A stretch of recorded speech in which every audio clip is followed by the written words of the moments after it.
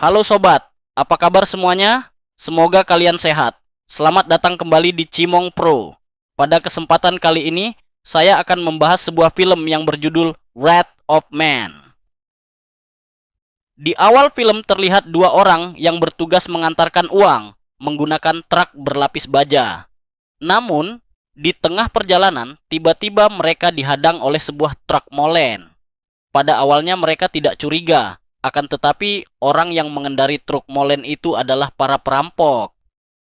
Dalam perampokan tersebut, mereka berhasil membawa kabur sejumlah uang. Para perampok itu bahkan membunuh petugas.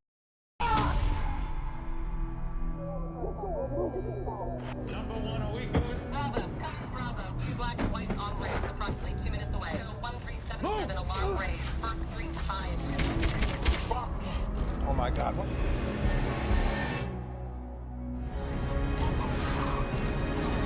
Setelah insiden itu, tampak seorang pria yang melamar kerja di perusahaan Portico. Perusahaan ini bergerak di bidang jasa pengantaran dan penjemputan uang. Pria tersebut bernama Patrick. Terlihat ada seorang pria yang merupakan pimpinan dari perusahaan tersebut yang bernama Terry. Di sini Terry menjelaskan latar belakang perusahaan dan apa yang akan menjadi tugas utama dari Patrick. Terry juga memberitahu Patrick bahwa gaji yang dia peroleh cukup besar, namun resiko pekerjaannya pun mempertaruhkan nyawanya. Which is why we train you properly and pay the premium rates. I won't lie, it can be dangerous. Melihat latar belakang Patrick yang pernah ditempatkan di Delta Orange Security selama 11 tahun, Terry yakin bahwa Patrick akan sanggup menjalani tugas tersebut. Background checks came back fine, and your reference from Orange Delta Security was impressive. That was a good company. Kemudian Patrick diperkenalkan dengan seorang karyawan yang bernama Doug Krim, sekaligus menjadi pembimbingnya. Namun sebelum dia mulai bekerja, Patrick harus melewati serangkaian tes dan harus lulus dengan nilai minimum 70% dari semua tes yang akan diberikan. Tes yang harus dijalani Patrick yaitu tes fisik, tes menembak, dan tes mengemudi.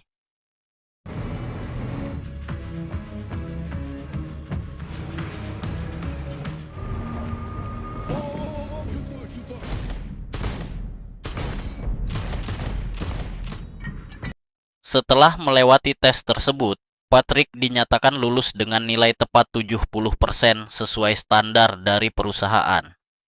Lalu Dakrim memperkenalkan Patrick dengan petugas yang lainnya. Namun, Patrick tidak begitu mendapat respon dan bahkan diremehkan oleh para petugas di sana. What's the matter with him? He looks good for it. I put a 50 on you being boy sweater. Oh, that's nice. Who's your pal?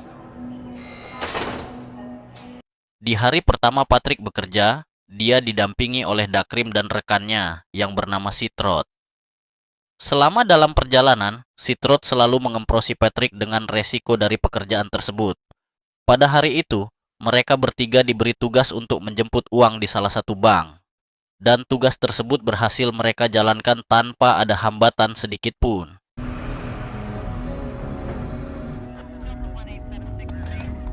Okay, Gamma, you're clear. Sesampainya di kantor, Doug Graham mengajak Patrick untuk minum dan bermain biliar. Sebelum berangkat bersama Doug Graham, Patrick memperhatikan kartu tanda pengenal yang berada di samping mesin absensi. Seakan-akan dia mencari sesuatu dan informasi di sana.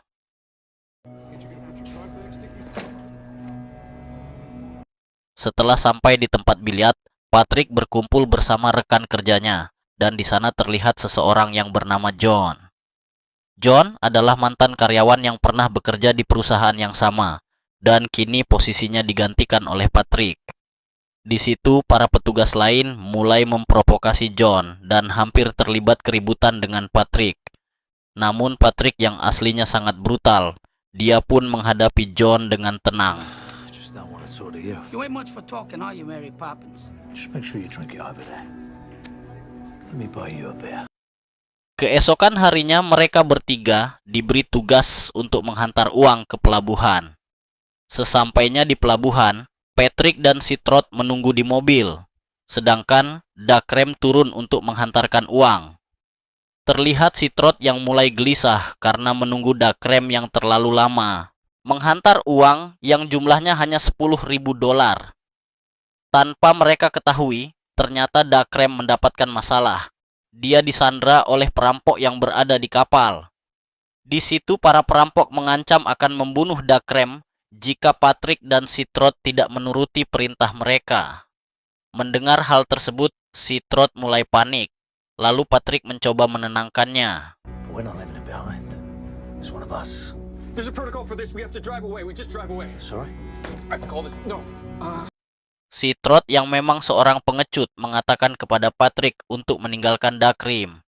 Karena di dalam mobil mereka masih ada uang sebesar 2,5 juta dolar yang harus diselamatkan. Namun Patrick tidak sependapat dengan keputusan Citrot. Patrick menjelaskan kepada Citrot bahwa dia tidak boleh meninggalkan Dakrem sendiri, karena Dakrem adalah rekan kerja mereka. Mereka berdua pun menuruti perintah dari perampok tersebut demi keselamatan Dakrem. Kemudian Citrot dan Patrick diperintahkan menuju ke suatu tempat di mana perampok tersebut sudah menunggu di sana bersama Dakrem yang telah disandra. Sesampainya di sana, mereka berdua diperintahkan untuk memindahkan uang ke mobil milik perampok tersebut.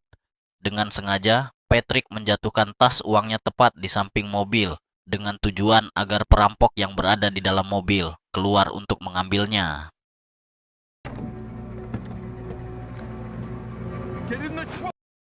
Setelah salah satu orang perampok itu turun dari mobil, sesuatu yang brutal pun terjadi.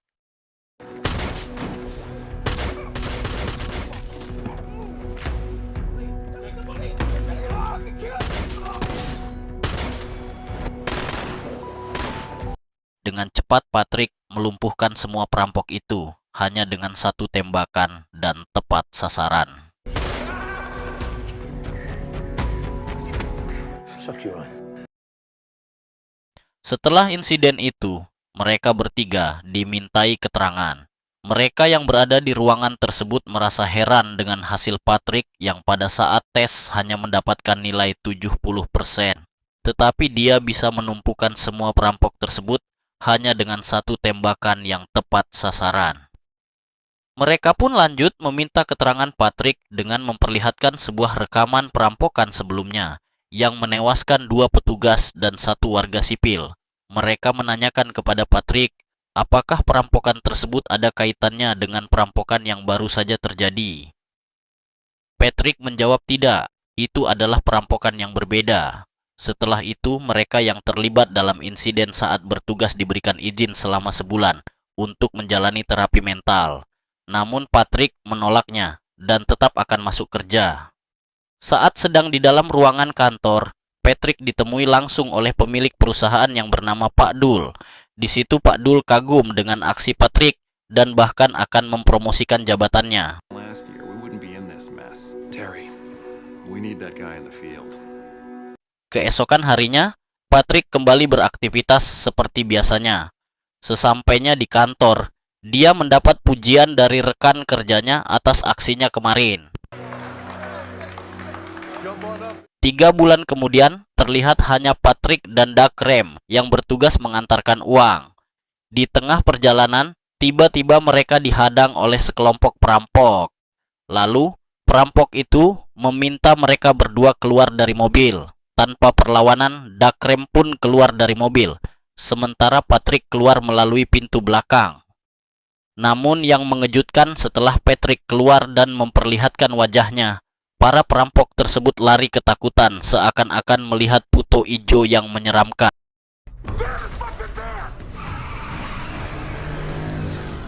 Kita semua pastinya dibuat semakin penasaran siapakah sebenarnya sosok Patrick ini.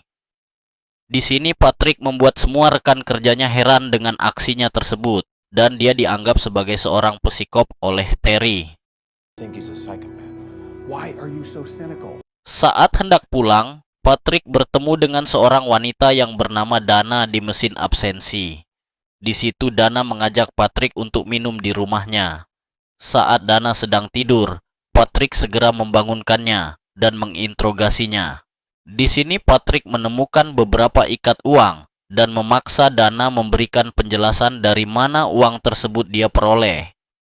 Mendapat ancaman dari Patrick, Dana akhirnya mengaku bahwa uang tersebut adalah barang bukti yang ia curi dari perusahaannya. Patrick menanyakan kepada Dana apakah dia terlibat dan mengetahui siapa orang dalam yang membantu perampokan uang tersebut. Namun, untuk hal itu Dana tidak mengetahuinya. Cerita pun flashback ke 5 bulan yang lalu sebelum Patrick bekerja di Fortico. Ketika itu saat Patrick bersama dengan anaknya yang bernama Doggy ingin menghabiskan akhir pekan dengan menonton sebuah pertandingan, tiba-tiba Patrick mendapat telepon dari rekannya yang bernama Mike. Di situ Mike memintanya untuk mengawasi sebuah truk pengantar uang karena sebagian dari anak buahnya berlokasi sangat jauh dari truk tersebut. Mike hanya membutuhkan informasi apakah truk itu belok ke kiri atau ke kanan setelah melewati gerbang. Dari sini kita bisa mengetahui siapa sebenarnya Patrick dan apa latar belakangnya.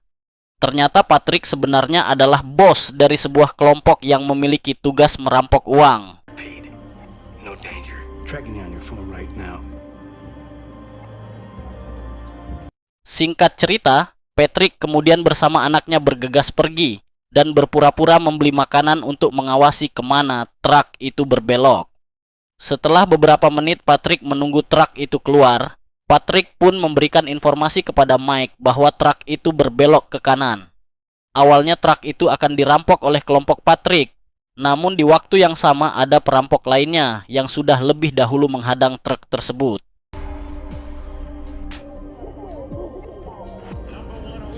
Bravo. Two black and whites on race, approximately 2 minutes away. 1377 along race. First three defined.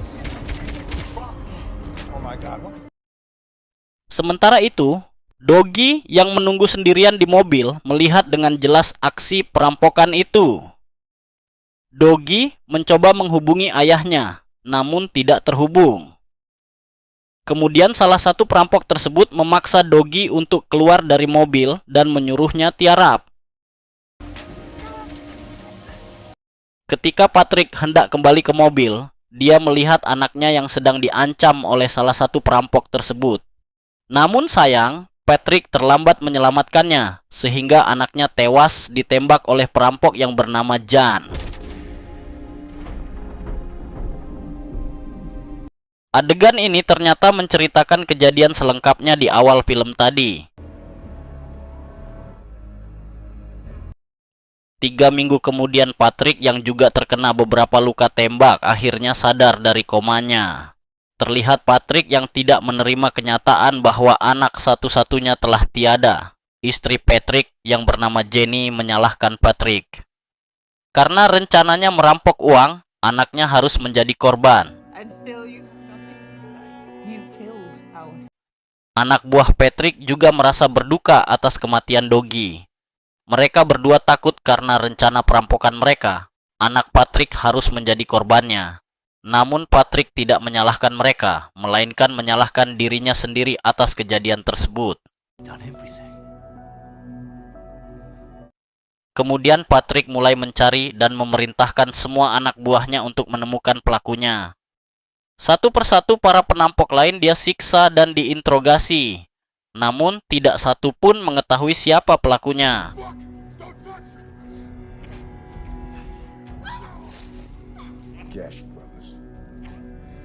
Hampir semua penjahat kriminal di kota itu dia bantai, tetapi Patrick tidak mendapatkan informasi apa-apa. Hingga suatu hari, Mike mengatakan kepada Patrick bahwa dia jangan melakukan hal ini lagi dan berhenti membunuh perampok lain. Mike pun mencoba meyakinkan Patrick bahwa dia harus mencoba cara lain untuk menemukannya. I don't think we should do this again. We shouldn't have got you involved. Patrick pun mulai mencoba cara lain, yaitu dengan mengubah identitasnya. Dengan cara itulah, dia bisa mendaftar di perusahaan pengantar uang yang bernama Fortico. Untuk mencari siapa sebenarnya orang dalam yang membantu perampokan tersebut. It's a pleasure to meet you, Mr. Hill.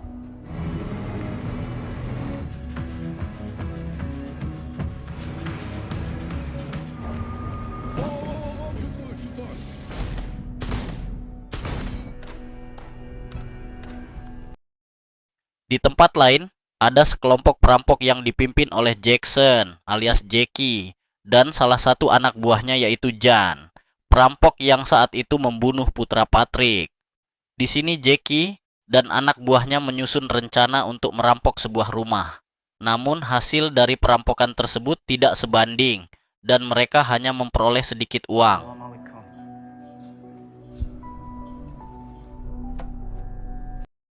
Kemudian mereka terus melancarkan aksi perampokannya dengan merampok truk pengangkut uang. Kali ini mereka mendapatkan hasil yang sangat besar. Lebih dari $1 juta berhasil mereka rampok. Monkeys could have done that job. I'm telling you now. Just get your signature. Tidak sampai di situ saja, Jackie menginginkan hasil yang lebih besar lagi dan berencana merampok secara besar-besaran. Tentu saja kali ini dia merencanakan dengan matang untuk merampok uang dari perusahaan Fortico. The bigger the reward, the bigger the risk. Surprised to hear from you. Rencana Jackie akan mereka jalankan pada waktu yang tepat, yaitu pada hari Black Friday. Karena pada hari itu, aktivitas penghantaran uang sangat padat dan uang yang berada di sana mencapai lebih dari $150 juta. Di situ, Jackie sangat yakin dengan rencana tersebut karena dia memiliki orang dalam yang bisa diandalkan.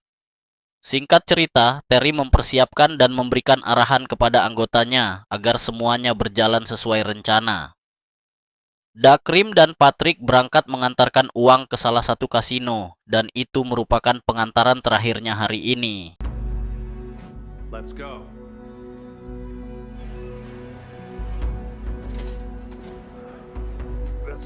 Dalam perjalanan pulang, Dakrim menceritakan sesuatu kepada Patrick. Dia memberitahukan kepada Patrick bahwa dia bekerja sama dengan para perampok dan membantu para perampok tersebut untuk melancarkan aksinya. Dakrim juga mengatakan bahwa hari ini dia akan merampok perusahaan Fortico dan dia pun menawarkan kepada Patrick untuk bekerja sama. Patrick pun menyetujui tawaran tersebut karena dengan cara itulah dia bisa menemukan siapa perampok yang telah membunuh anaknya. Yeah. Lalu Patrick dan Dagram menjemput para perampok itu di sebuah gedung. Para perampok tersebut masuk ke dalam mobil pengantar uang agar mereka lebih mudah menerobos masuk ke dalam perusahaan. If you're a good boy today.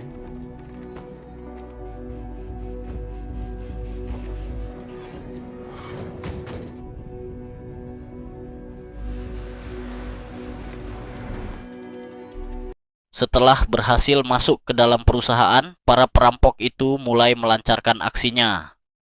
Di sini Patrick dijadikan sandera dan Dakrim berpura-pura diancam oleh para perampok untuk membuka gerbang penyimpanan uang.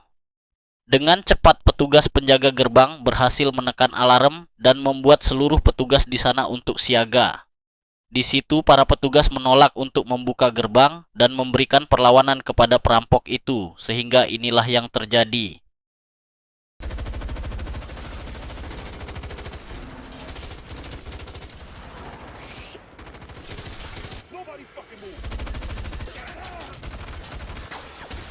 Sementara itu, Patrick yang masih terikat belum bisa berbuat apa-apa.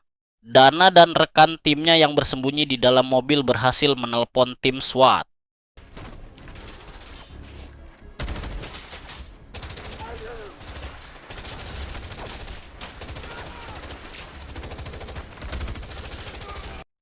Patrick yang masih terikat akhirnya berhasil melumpuhkan salah satu perampok tersebut.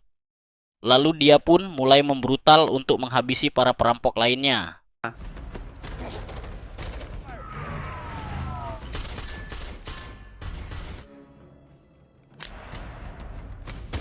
Alarm's gone. We should just wait there.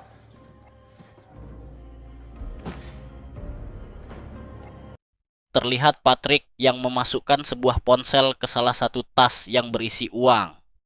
Sementara itu, Dakrim yang berpura-pura ingin membantu justru mengkhianati temannya dan membunuhnya satu persatu. Dan Citrot juga ikut menjadi korban pengkhianatan Dakrim.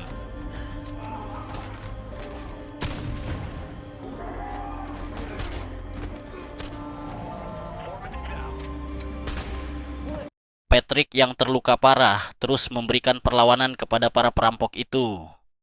Tanpa disadari, Dagrim menembak Patrick dari belakang dan para perampok pun berhasil kabur.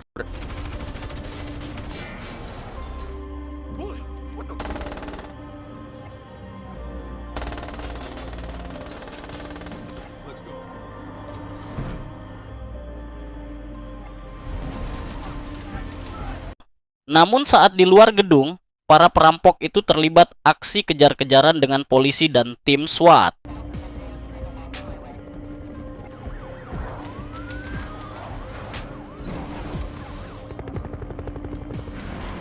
Pada akhirnya mereka pun berhasil kabur dan masuk ke dalam sebuah gedung. Sesampainya di dalam gedung tersebut, Jan dan Dagrim mulai memindahkan uang jutaan dolar itu sebelum para polisi masuk ke sana. Sementara itu, Jackie yang tidak bisa berbuat apa-apa harus tewas dibunuh oleh Jan. Sehingga para perampok yang tersisa kini hanya Jan dan Dagrim. Mereka berdua berusaha keluar dari gedung itu dengan melewati jalur kereta api bawah tanah. Setibanya di ujung lorong, Dagrim malah mencoba untuk membunuh Jan yang sedang membuka gerbang. Namun, sayangnya Jan lebih dulu membunuhnya.